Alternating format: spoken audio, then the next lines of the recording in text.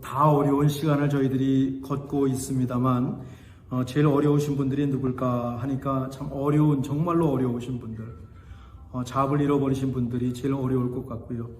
그 다음에 또 어려우신 분들이 누굴까 생각을 하니, 스몰 비즈니스 하시는 분들이 정말 어려울 것 같습니다. 이 팬데믹이 계속되면서 제일 어려운 분들이 아니실까 싶습니다. 우리 집사님 기도하셨듯이 팬데믹이 갑자기 찾아왔고 또 이렇게 오래 계속될 것을 예상하지는 못했습니다. 근데 희소식도 있습니다. 미국 질병관리본부의 파우치께서 말씀하시기를 백신 접종이 지금처럼만 계속 잘 되면, 성공적으로 진행되면 내년 봄에는 정상으로 돌아올 수 있을 것 같다라고 예측을 하셨습니다. 그러니 어떻게든 우리가 견뎌야 할 것 같습니다. 봄은 올 것이다. 내년 봄에는 우리가 다 같이 모여서 예배드릴 수 있지 않을까라는 희망을 가져봅니다. 그런 말이 있습니다. 일복이 많다라고 하는 말이 있어요. 비즈니스 하시는 분들 얘기를 들어보면 손님이 오지 않아서 문만 쳐다보고 있는 것보다 몸은 힘들어도 손님이 많이 오셔서 바쁜 것이 훨씬 낫다라고 말씀을 하십니다. 그러니까 일복이 많으신 분들은 비즈니스를 하셔도 좋을 것 같습니다. 물론 실속이 있으셔야 되겠죠. 하여튼 우리 스몰 비즈니스 하시는 분들, 우리 교회는 물론이고 또 이 세상에 특히 한국이 더 어려운 것 같습니다. 한국에서 소상공인들을 위해서 응원하고 저희들이 기도합니다. 꼭 비즈니스가 아니어도 일복이 많은 분들이 우리 가운데 계십니다. 어디 가나 일이 찾아오는 겁니다. 저 결혼하기 전에는 하도 일이 많아가지고 가정을 꾸미면 조금 일이 없을까 생각을 했는데 웬걸 결혼하고 나니까 시집 식구들 챙길 일들이 끊임없이 찾아오는 겁니다. 한시도 쉴 틈이 없고 자기 삶을 살 여유가 없습니다. 일복이 많다라고 말을 하죠. 이렇게 평생을 사신 권사님들이 우리 가운데도 계십니다. 여러분이 일하신 것, 평생을 섬기신 것 하나님께서 꼭 기억하실 줄 믿습니다. 교회 일도 마찬가지입니다. 이 일복이 많으신 분들은 교회에 와도 일이 많으신 겁니다. 조금 쉬게 해드리고 싶은데 이상하게 일이 따라다니시는 분들이 있어요. 이런 분들은 교회 와도 또 일이 따라와서 교회 일도 열심히 하시게 되죠. 늘 죄송한 마음을 갖고 있습니다. 저도 일복이 많은 편입니다. 일복이 많다기보다 제가 약간 워커홀릭입니다. 목회하기 전에가 훨씬 심했습니다. 가만히 있으면 뭔가 잘못된 것 같은 느낌을 받아서 일을 만들어서 했으니까 제가 워커홀릭이 맞습니다. 근데 목회를 하면서 제 생각을 바꿨습니다. 제가 워커홀릭이면 여러분이 힘드신 겁니다. 이 일 저 일 제가 막 만들지 않겠습니까? 한시도 쉬지 않고 세상에서도 힘들고 가정에서도 힘든데 교회까지 오셔서 힘들게 할 수는 제가 없었습니다. 그래서 제가 목회하면서 저를 많이 내려놓았습니다. 교회가 할 수 있는 일만 하자라고 정했어요. 아무리 좋은 것도 아무리 중요한 것도 또 제가 하고 싶은 것도 여력이 없으면 과감히 포기했습니다. 그리고 여력이 생길 다음을 기약했습니다. 그러다 보니까 또 꼭 해야 되는 일이 있는데 하지 못하는 게 아닌가라고 하는 안절부절할 때도 있어요. 워커홀릭 기질이 저에게 아직도 남아있어서 그렇습니다. 여러분은 어떤 편이신지요? 그러고 보니까 나도 일복이 타고났네 라고 하는 분들이 우리 가운데 계실 거예요. 근데 일이 없어도 정말 힘듭니다. 일이 많으신 것도 감사하시고 대신에 지난 시간에 나눈 대로 꼭 쉼을 가지시기를 부탁드립니다. 혹시 지금 일을 찾고 계시다면 우리 주님께서 여러분의 길이 되어 주시길 기도하겠습니다.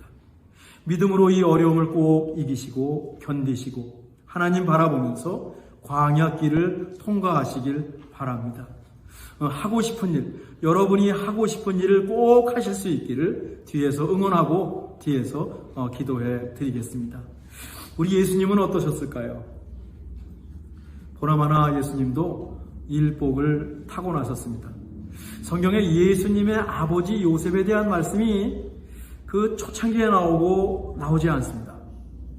어쩌면 일찍 돌아가셨을 수도 있다라고 추측할 수가 있어요. 만약에 그렇다면, 우리 확실히 알 수 없지만 만약에 그렇다면 우리 예수님은 싱글맘인 어머니를 도우면서 최소한 6명의 동생들을 돌보면서 30년을 사셨을 겁니다. 일복이 타고 나신 거죠. 요한에게 세례를 받으시고 3년 공생애를 시작하시면서 아침부터 저녁까지 빈틈없이 일하셨습니다. 지난주에 말씀드렸듯이 어디를 가나 배고프고 힘든 백성들이 예수님께 나왔습니다. 몸과 마음이 지친 암하레츠, 민초들이 예수님을 따랐고 예수님의 도움을 구했습니다. 그 일을 다 일일이, 그 사람들을 다 일일이 돌봐 주셨습니다.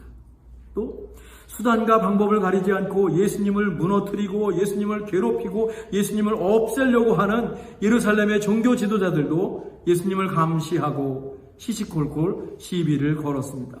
이런 사람들 상대하는 것 너무 힘들지 않습니까? 또 하나님께서 보내신 메시아십니다. 구약에서 예언한 메시아이심을 세상에 펼쳐 보이십니다. 하나님 나라 복음을 전하셨습니다. 어리석기 그지없는 제자들도 훈련시키셨습니다.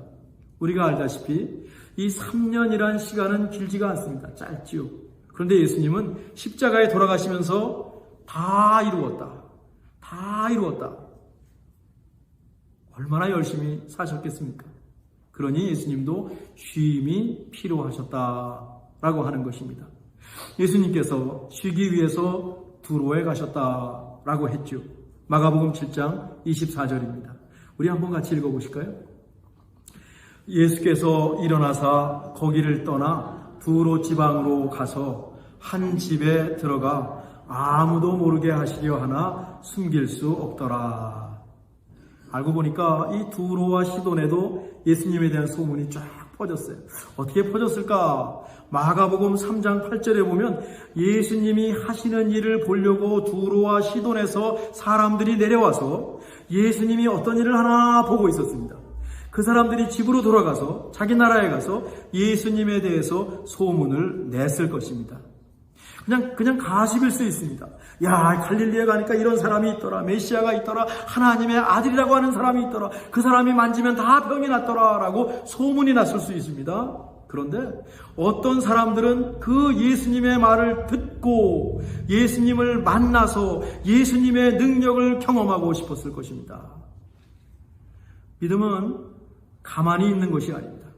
가만히 있을 때 찾아오는 것이 아니라 추구입니다. 추구. 침노한다. 인베이드라고 하는 말을 성경에 쓸 정도입니다. 하나님을 적극적으로 찾을 때 분명히 하나님을 만납니다. 우리가 하나님을 적극적으로 찾으면 하나님 분명히 만납니다.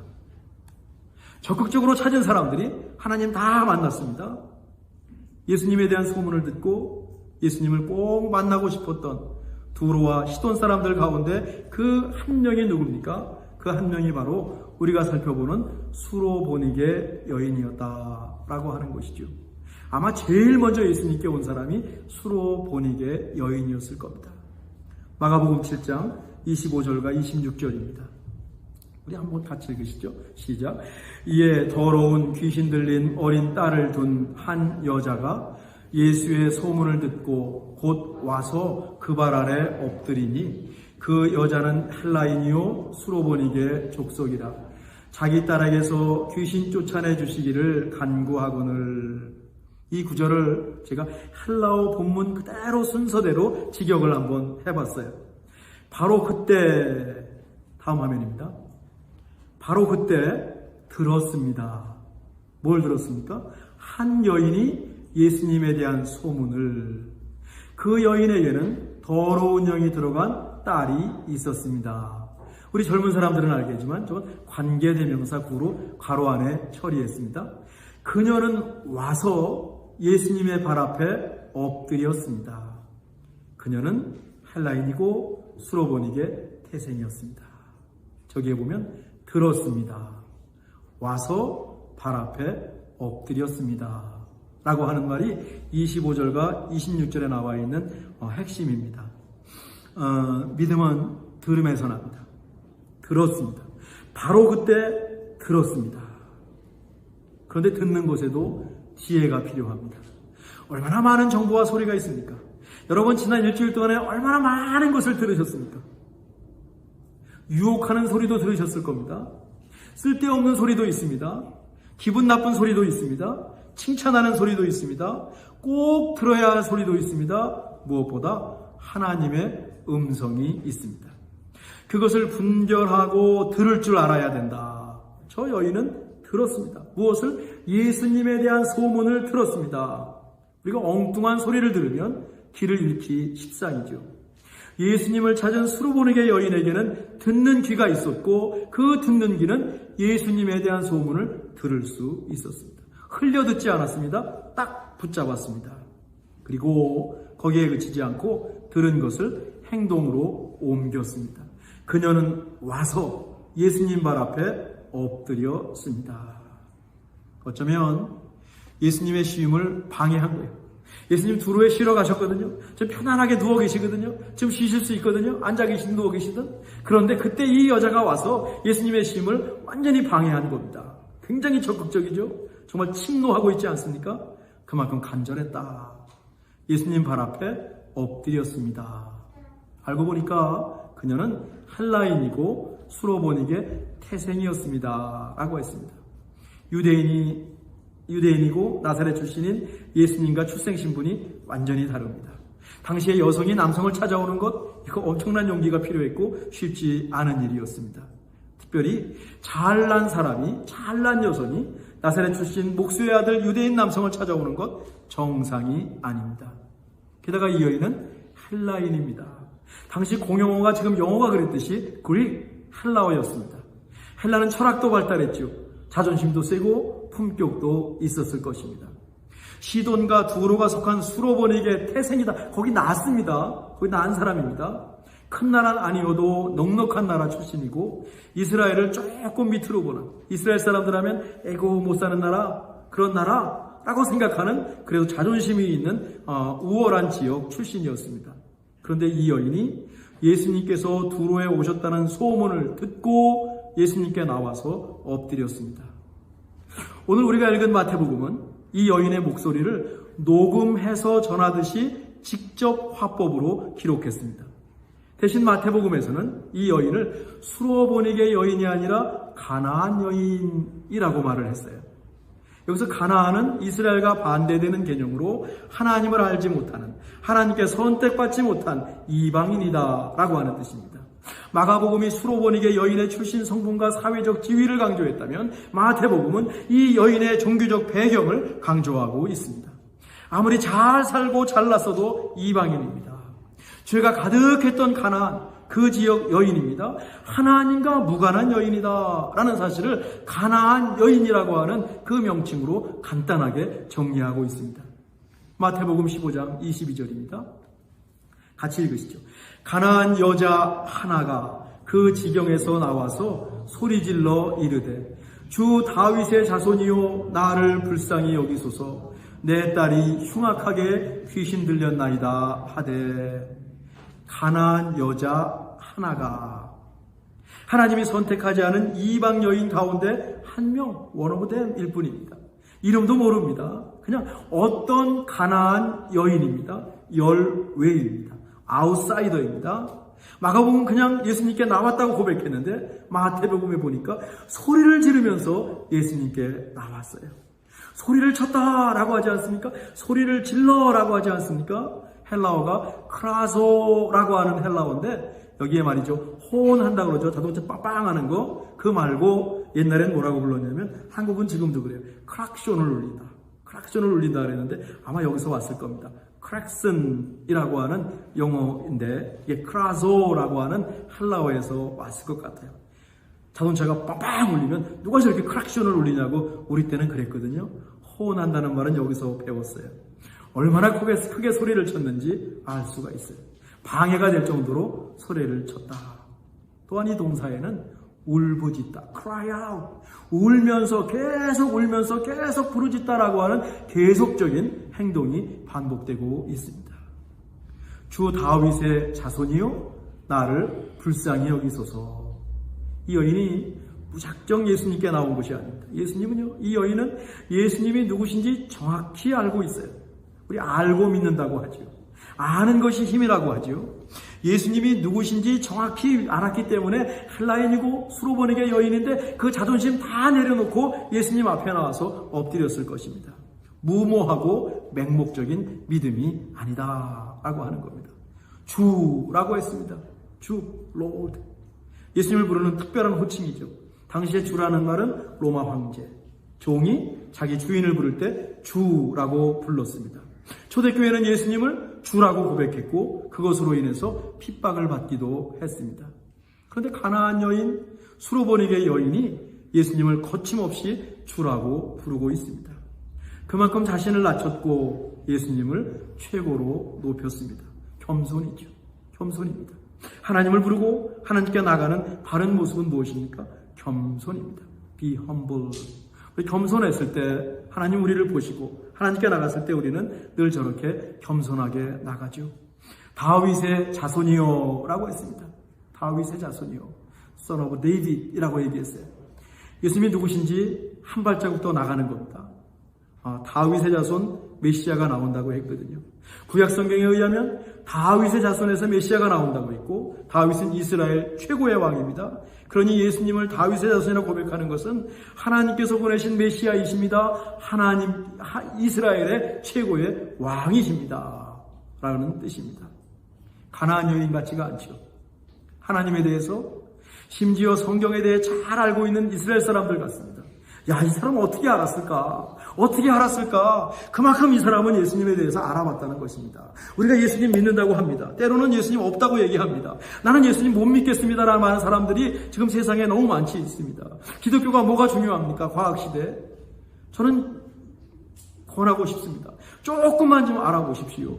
시도와 두론에 살던 수로보니게 여인도 예수님에 대해서 이만큼 알아봤습니다. 이만큼 알아보니까 예수님 앞에 나올 수 있었고 예수님 앞에 엎드릴 수 있었습니다. 어떻게 보면은요, 예수님을 정말로 알아야 되는 사람들이 있어요.